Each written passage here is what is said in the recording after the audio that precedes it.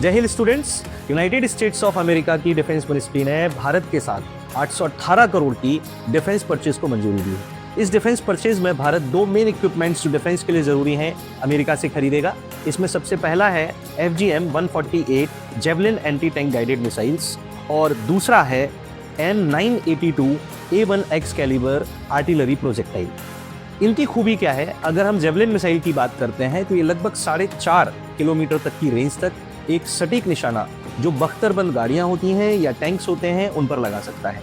Basically इसकी खूबियां हैं कि ये मैन पोर्टेबल है, यानी कि एक आदमी इसे लेकर एक जगह से दूसरी जगह जा सकता है, इसे कैरी कर सकता है।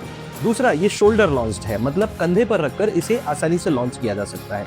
ये सॉफ्ट लॉन्च है, इसे किसी बंकर के अंदर छुपकर भी लॉन्च किया जा सकता है। और सबसे ज़रूरी चीज़ जो इसमें हमें दिखाई देती है वो है ये फायर एंड फॉरगेट टेक्नोलॉजी पर बेस्ड है।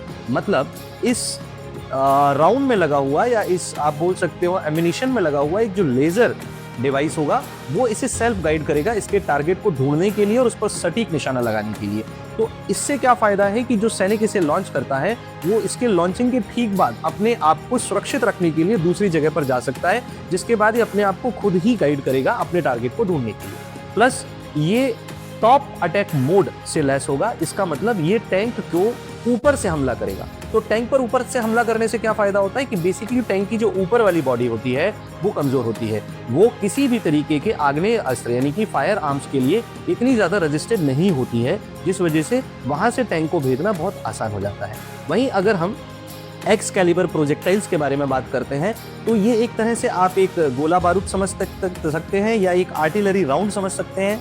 ये आर्टिलरी गन से फायर किया जाता है और इसकी शक्ति एक सामान्य तोप के गोले के लगभग 10 से 50 गोलों के बराबर की है। बेसिकली इसे फायर करने के लिए जो इंडियन आर्मी के पास इस समय आर्टिलरी गन्स मौजूद हैं उसमें सबसे इंपॉर्टेंट है M777 हावित्जर अल्ट्रा लाइट गन, जो कि इंडिया ने अमेरिका से ही इंपोर्ट की थी। इसके अलावा हम अपनी कुछ इंडिजीनियस आर्टिलरी गन से भी इसे फायर कर सकते हैं, जैसे कि K9 वज्र, जिससे इसे फायर किया जा सकता है। और इसे फायर करने के लिए हम धनुष तोप का इस्तेमाल भी कर सकते हैं।